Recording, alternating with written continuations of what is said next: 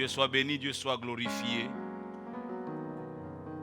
Ce matin, pendant les minutes qui suivent, nous voulons tout juste partager la parole de Dieu autour de cette pensée, le besoin du repos dans nos vies.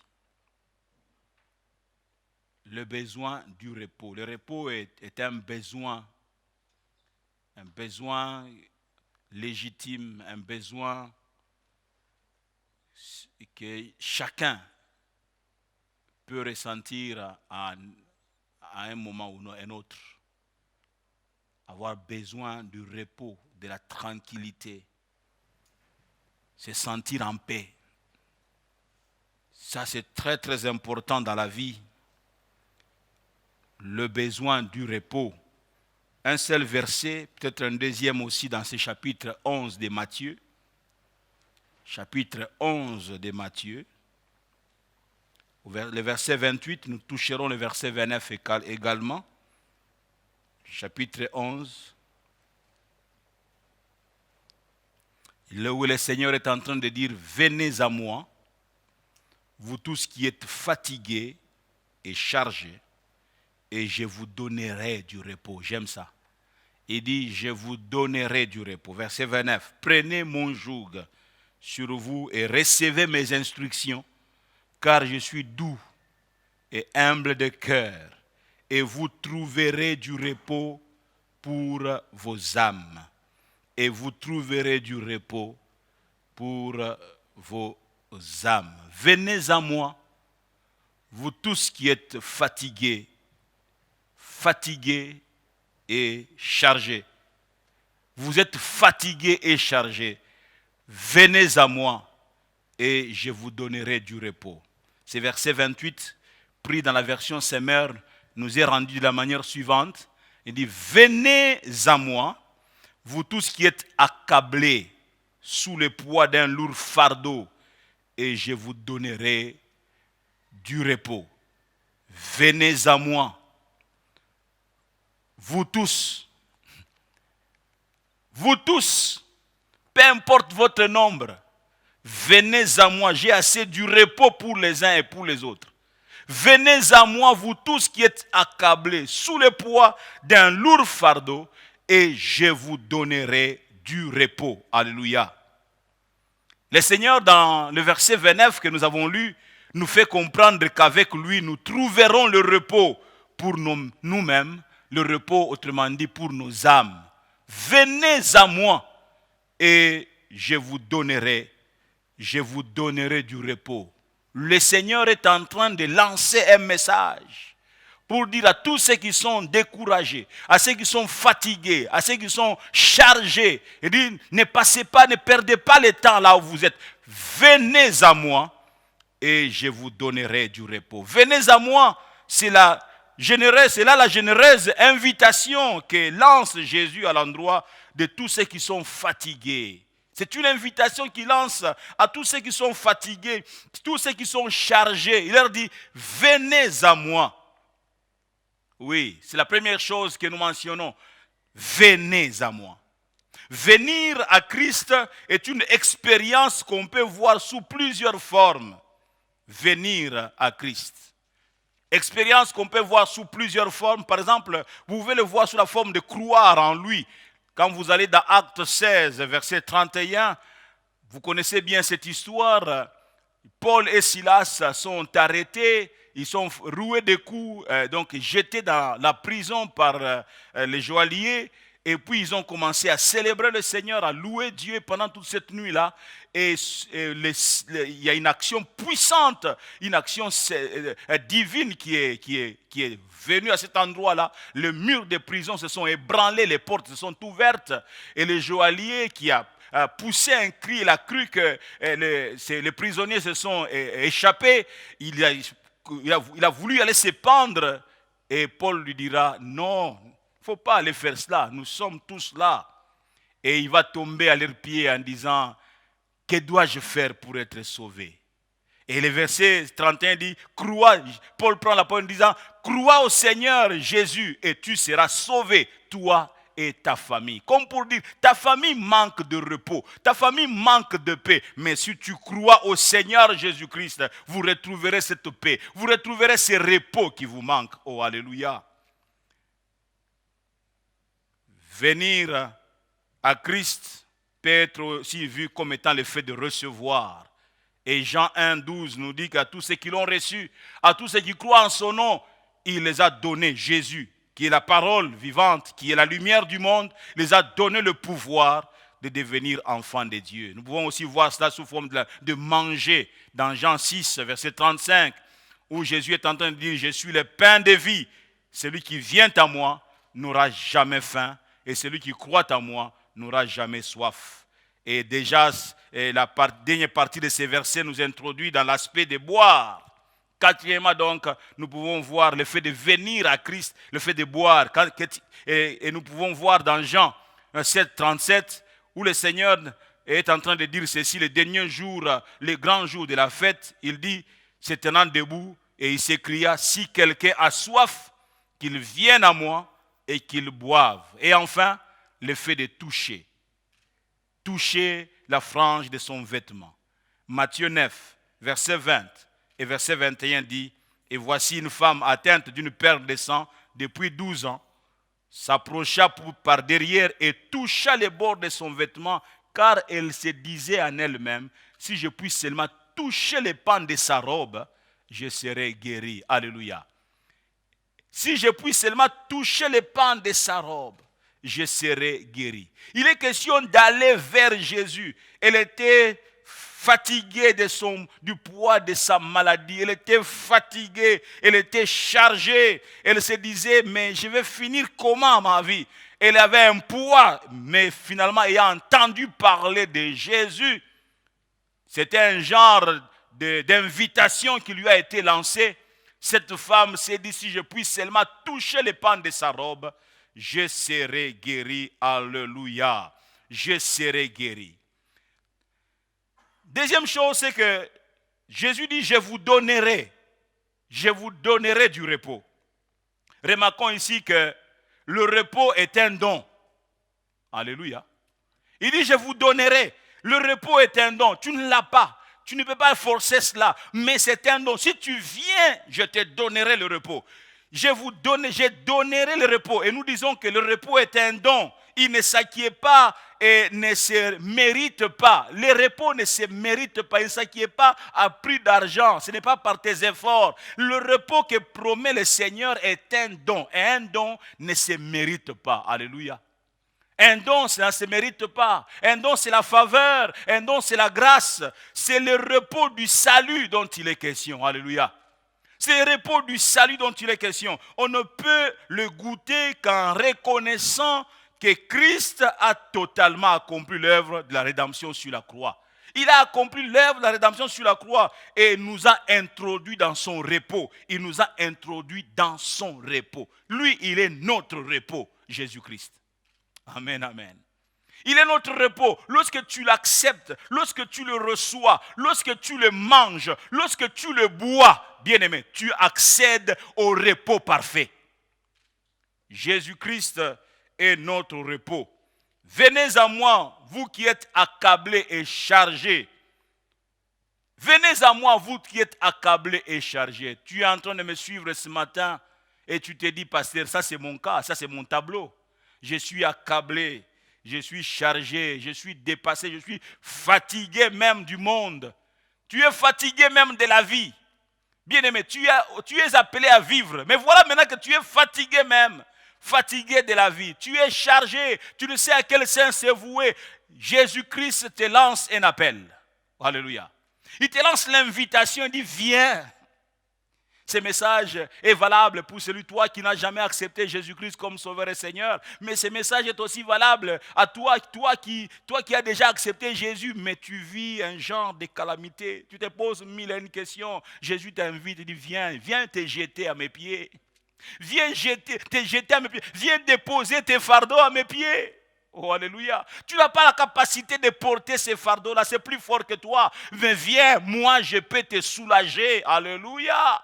Je peux te soulager, je peux porter ton fardeau. Du reste, je peux l'enlever, ton fardeau. Tout ce qu'il te promet, c'est le repos. Nous avons besoin du repos, bien-aimés dans le Seigneur. Dans ce monde, nous avons besoin du repos. Que nous soyons en train de travailler, que nous soyons en train de faire quoi que ce soit, nous voulons fonctionner dans le système repos. Nous voulons fonctionner dans le repos. Venez à moi, vous qui êtes accablés et chargés.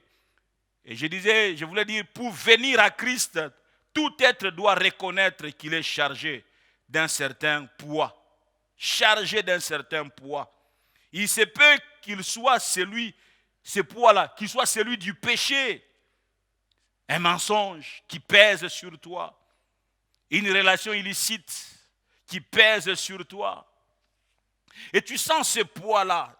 Tu sens que ça ne va pas.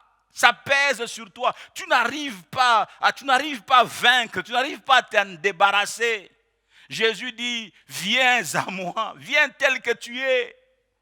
N'attends pas que tu puisses toi-même te décharger, tu ne sauras pas te décharger par toi-même. Viens moi, je vais te décharger, alléluia. Viens moi, je vais t'alléger. Viens à moi, ne cherche pas de solutions par toi-même. Viens à moi et je te donnerai du repos. Quel est ce péché qui pèse sur toi? Qu'est-ce qui te fatigue? Tu as essayé de confesser aujourd'hui, demain tu retombes dans la même chose. Tu abandonnes aujourd'hui, demain tu retombes dans la même chose. Qu'est-ce qui te fatigue? C'est un fardeau. Tu es chargé. Le Seigneur est prêt à te soulager. Viens, toi qui es fatigué et chargé des problèmes de la vie. Oui, fatigué et chargé des problèmes de la vie. On ne sait pas par où commencer. Fatigué et chargé des problèmes de la vie. Fatigué et chargé des soucis de tout genre.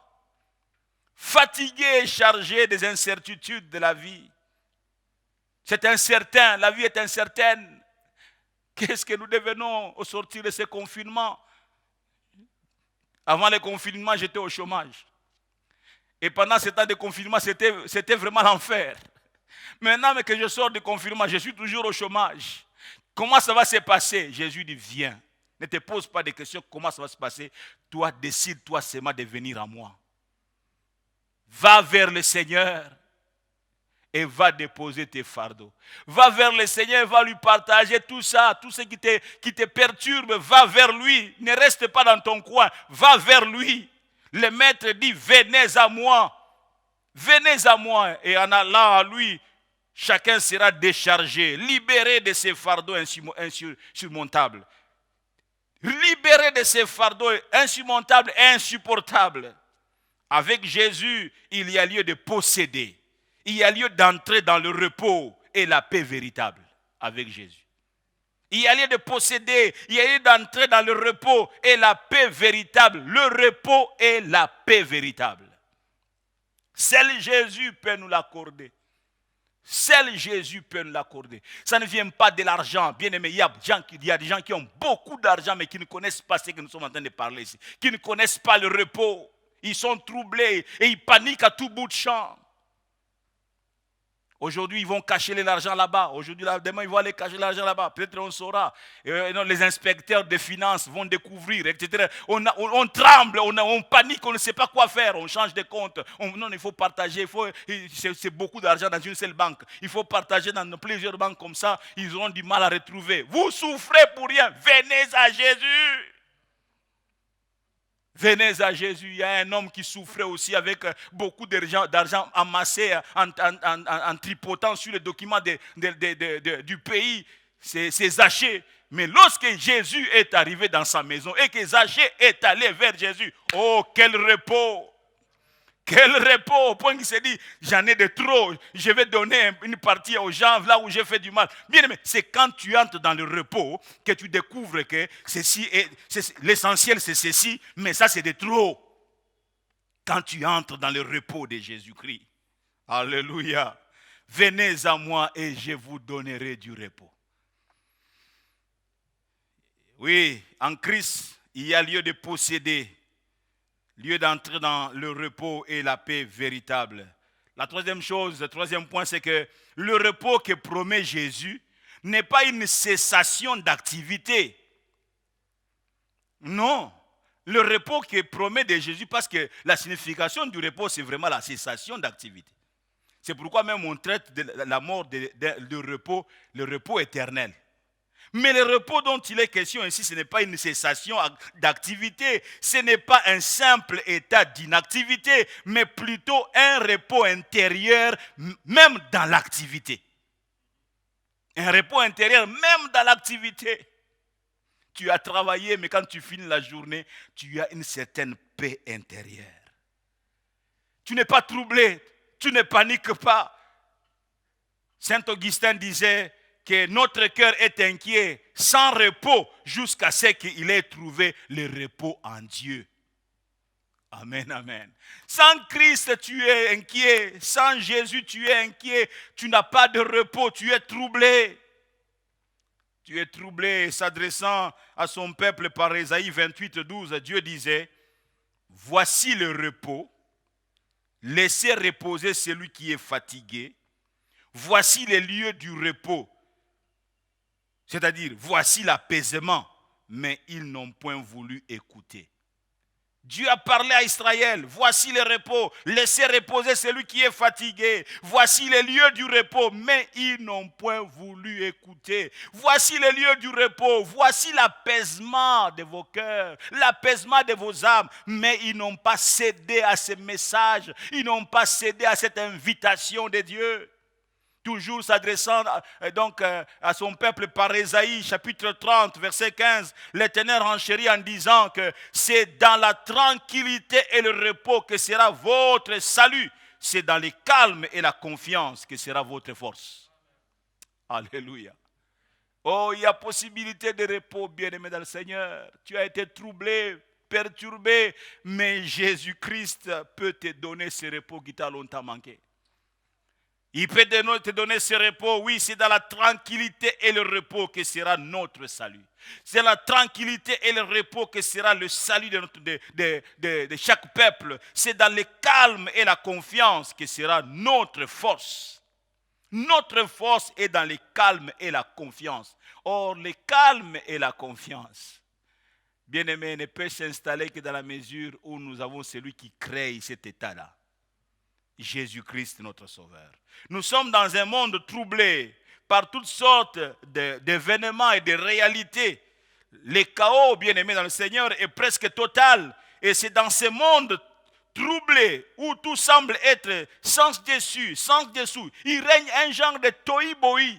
C'est dans ce monde-là où tout semble être sans dessus, sans dessous, que Dieu appelle un peuple au repos, avec le désir d'en prendre soin. Prendre soin de ce peuple-là. Oh, amen, amen. Même dans un monde chaotique, même dans un monde où règne le chaos, tu peux, toi, être dans ce monde-là, mais dans la paix. Tout peut être agité autour de toi, mais tu es dans la paix. Alléluia. Oh, alléluia. Tu es dans la paix et tu marches sur les eaux comme si c'était du béton, mais tu es dans la paix. Pierre a marché sur les eaux. Les eaux sur lesquelles Pierre marchait n'étaient pas transformées en béton. Non. C'était de l'eau, et comme dirait à Lingala, bambonge zalaki. Mais puisqu'il avait le regard fixé sur Jésus et qu'il allait vers Jésus, oh, venez à moi. Venez à moi, vous tous qui êtes fatigués et chargés. Pierre allait vers Jésus. Il avait le regard fixé sur Jésus. Il n'avait pas autre chose en esprit que Jésus. Que Jésus. Si tu n'as que Jésus, les eaux seront comme du béton. Pierre marcha sur les eaux. Mais lorsque Pierre a changé d'objectif, lorsque Pierre a entendu les bruits des eaux, c'est pour vous dire que l'eau n'avait pas changé de forme. L'eau était toujours l'eau et s'agitait. Mais le fait qu'il avait le regard fixé sur le maître, il est marché sur les eaux. Alléluia. Oh, alléluia. Mais lorsqu'il a cessé de regarder au maître et qu'il a regardé aux eaux, il a commencé à s'enfoncer. Nous avons besoin d'aller vers le Seigneur. Je disais que nous sommes dans un monde troublé par toutes sortes d'événements et de réalités. Et je disais que le chaos est presque total. Mais c'est dans ce monde troublé où le Seigneur dit à son peuple, venez à moi. Il promet à son peuple le repos et avec le désir de prendre soin de ce peuple-là. Il a dit dans Jean 16, verset 33, que je vous ai dit ces choses afin que vous ayez la paix en moi. Vous aurez des tribulations dans le monde, mais prenez courage. J'ai vaincu le monde. Amen, amen. Prenez courage, j'ai vaincu le monde. Prenez courage. Vous aurez des tribulations, c'est vrai. Il viendra des temps difficiles, c'est vrai. Mais prenez courage. Prenez courage. Pourquoi? Parce que j'ai vaincu le monde. Alors demeurez près de moi. Venez à moi. Venez à moi. N'oubliez pas que j'ai vaincu le monde. Venez à moi. J'ai remporté la victoire. Ainsi, nous avons l'habitude de dire que nous ne combattons pas pour la victoire. Nous combattons dans la victoire. Parce que Jésus a déjà vaincu. Oh, alléluia. Jésus a déjà vaincu. Ça ne marche pas maintenant, mais il ne faut pas paniquer outre mesure. Attends-toi au Seigneur. Demain, tu verras l'intervention de sa main. Demain, tu verras la manifestation de sa main. Alléluia. Tu verras la manifestation de sa main. Venez à moi, vous tous qui êtes fatigués et chargés, et je vous donnerai du repos. Écoutez, peuple de Dieu, en dépit de tout ce que tu vis comme chaos, et comme déboire autour de toi, le repos, il est vrai, est possible. Amen. Le repos, il est vrai. Il est possible, bien-aimé dans le Seigneur. Et c'est en Christ Jésus que celui-ci, je parle du repos, que celui-ci est possible. En Christ Jésus. Non, pas dans une activité religieuse. Hier, pendant que je me préparais à ce message, je pensais à ce que le monde dit en disant que la religion, c'est l'opium. L'opium du peuple. C'est un calmant, tout juste. C'est comme la drogue. Et la drogue, si elle doit durer 1 heure du temps, bon, tu es un peu dans les vagues. Et tu oublies. C'est comme si tous tes problèmes se sont aussi noyés. Non, la drogue, ce n'est pas le sang de Jésus. Oh, la drogue n'a rien à voir avec le sang de Jésus. Mais lorsque tes problèmes tombent dans le sang de Jésus, non seulement que ces problèmes se noient, mais ces problèmes disparaissent. Oh, alléluia. Jésus-Christ n'est pas un calmant. Non. Non, non. Jésus-Christ n'est pas un calmant. Jésus-Christ est le remède. Il est la solution par excellence.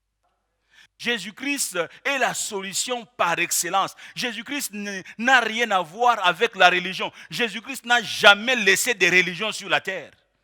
Jésus-Christ a laissé sa vie sur la terre.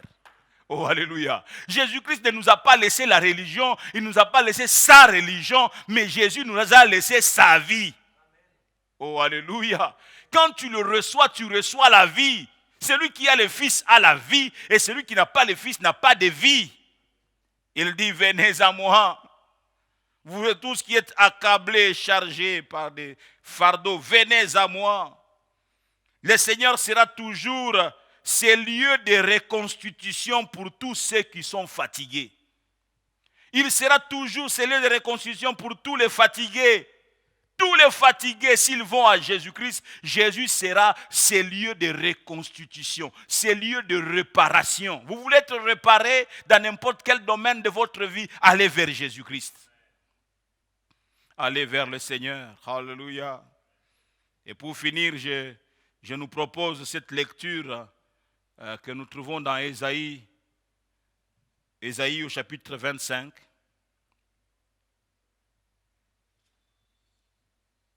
Ésaïe chapitre 25, le premier verset.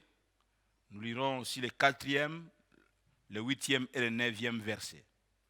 Ésaïe 25, premier verset d'abord. Ô Éternel, tu es mon Dieu, je t'exalterai, je célébrerai ton nom, car tu as fait des choses merveilleuses. Tes desseins conçus à l'avance se sont fidèlement accomplis. Vous entendez ça? Tes desseins conçus à l'avance se sont fidèlement accomplis. Dieu accomplira avec fidélité les desseins, ses desseins. Alléluia. Dieu accomplira avec fidélité ses desseins sur ta vie, ta destinée. David disait, mes destinées sont dans ta main. Les destinées de David sont dans la main de l'Éternel. Et Jésus a dit, personne ne me ravira ce qui est entre mes mains. Personne ne peut ravir ce qui est entre les mains du Seigneur. Verset 4. Tu as été un refuge pour les faibles, un refuge pour les malheureux dans la détresse. Un abri contre la tempête. Waouh! Jésus, l'abri contre la tempête. Un ombrage contre la chaleur. Car le souffle des tyrans est comme l'ouragan qui frappe une muraille. Waouh! Alléluia! Et pendant que les tyrans frappent, donc viennent comme l'ouragan qui frappe une muraille, Jésus est un refuge pour les faibles. Un refuge pour les faibles. Est-ce que tu m'entends, toi qui es faible? Jésus est un refuge pour les faibles. Il est un refuge pour les malheureux dans la détresse. Il est un abri contre la tempête. Y a-t-il une tempête dans ta vie? Jésus est l'abri contre cette tempête-là. Un ombrage contre la chaleur. Ces problèmes qui viennent comme un grand soleil, ça ne te brûlera pas. Je voulais dire, ces problèmes ne te brilleront pas. Alléluia. Pourquoi? Jésus-Christ est l'ombrage. Alléluia. Il est l'ombrage. Et le verset 8 dit quoi? Le verset 8 dit, il anéantit la mort pour toujours. Le Seigneur l'Éternel essuie les larmes de tous les visages. Il fait disparaître de toute la terre l'opprobre de son peuple, car l'Éternel a parlé. L'Éternel essuie les larmes de tous les visages. Pas seulement les visages de quelques-uns, mais de tous les visages. Il essuie les larmes de tous les visages et il fait disparaître de toute la terre l'opprobre de son peuple, car l'Éternel a parlé. Verset 9. En ce jour, l'on dira, voici, c'est notre Dieu en qui nous avons confiance. Et c'est lui qui nous sauve. C'est l'Éternel en qui nous avons confiance. Soyons dans l'allégresse et réjouissons-nous de son salut. Alléluia. Réjouissons-nous de son salut. Il est celui qui nous sauve. Il est celui qui nous introduit dans le repos, bien-aimés dans le Seigneur. Et je parle du repos véritable, pas le repos fabriqué par les hommes qui ne dure qu'un temps. Je parle de ce repos, le repos qui commence aujourd'hui et qui va durer jusque dans l'éternité. Bien-aimés, cette vie éternelle, nous la commençons aujourd'hui alors que nous ne sommes pas encore entrés dans l'éternité. Nous sommes dans les temps et nous avons commencé la vie éternelle. Waouh! Nous sommes dans les temps et nous avons commencé la vie éternelle. Nous sommes dans la chair, mais nous avons commencé la vie éternelle. Alléluia! Ça, c'est un miracle, c'est extraordinaire, ça dépasse l'entendement humain. Nous sommes dans les temps, nous sommes dans la chair, mais nous sommes dans l'éternité. Nous avons commencé une vie éternelle. Et quand nous quitterons cette enveloppe, nous y entrerons de plein pied. Cette vie est dans les fils. Celui qui a les fils a la vie. Et celui qui n'a pas de fils n'a pas de vie. J'ai eu ce fardeau de pouvoir nous parler sur les besoins, la nécessité du repos dans notre vie. Pourquoi sommes-nous troublés? Pourquoi sommes-nous troublés? Lorsque ses disciples, il a lu sur leur visage qu'ils commençaient à être troublés à cause de toutes les choses que les disciples apprenaient, dans Jean 14, il va leur dire que votre cœur ne se trouble point. Qu'avez-vous à vous laisser troubler? Que votre cœur ne se trouble point. Mais Seigneur, avec tout ce que tu nous annonces, avec tout ce qui arrive, Seigneur, comment peux-tu nous dire de ne pas... Oui, ne vous laissez pas troubler. Pourquoi? Pourquoi? Parce que même quand je partirai, mais je serai encore avec vous. Oh, alléluia. Même quand je partirai, en réalité, je serai encore avec vous. Il dit que votre cœur ne se trouble point. Croyez en Dieu et croyez en moi. Alléluia. Croyez en Dieu, croyez en moi. Pas un seul instant, Jésus-Christ ne les a abandonnés. Ils ont vu être enlevés, mais quand vous lisez, que ce soit Marc chapitre 16, que ce soit Matthieu chapitre 28, vous voyez que pendant qu'ils étaient en train d'exercer leur ministère, Jésus étant parti, la Bible dit que Jésus était avec lui et il accomplissait les miracles. Donc plutôt, il confirmait leurs paroles par les miracles. Jésus-Christ était avec eux. Et jusqu'à aujourd'hui, Jésus est avec nous, bien-aimés dans le Seigneur. Et même encore, même si, donc non seulement qu'il est avec nous, mais nous aussi nous sommes avec lui là au ciel.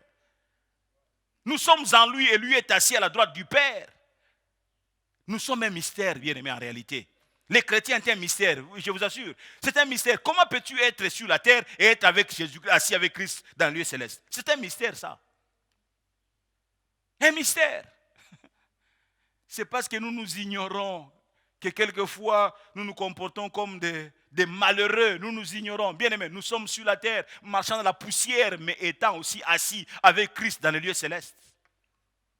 Le repos est possible dans le Seigneur. Amen, amen. Le repos est possible dans le Seigneur.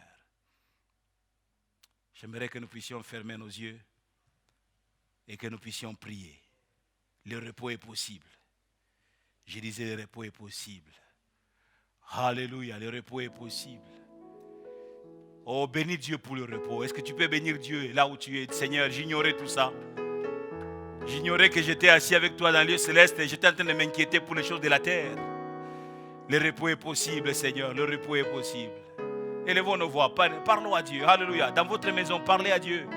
Le repos est possible. Le repos est possible. Hosanna au plus haut des cieux. Alléluia. Je te bénis pour ton repos, Seigneur mon Dieu. Le repos donc que je bénéficie, Seigneur, de toi. Le repos que tu me donnes, Seigneur. Je ne le mérite pas. Je n'ai pas payé pour ça, Seigneur. Le repos que tu me donnes est un don, Seigneur. Un don qui vient de toi, une grâce. Simplement une grâce, oh Dieu. Simplement une grâce. Je te bénis, Seigneur mon Dieu, pour notre Dieu, ce travail que tu es en train de faire dans les cœurs des uns des autres. Par le Saint-Esprit, Seigneur mon Dieu. En train de convaincre chaque cœur que le repos est possible. Toi qui lances l'invitation aux uns aux autres. En disant, venez à moi, vous tous qui êtes fatigués et chargés, et je vous donnerai du repos. Recevez le repos de Jésus-Christ. Recevez-le comme un don. Tout simplement un don. Ouvrez seulement vos mains et faites bon accueil au repos de Jésus. Faites bon accueil au repos de Jésus. Faites bon accueil au repos du Seigneur. Oh, béni sois-tu, Seigneur notre Dieu. Oh, béni sois-tu, Jésus-Christ. Alléluia.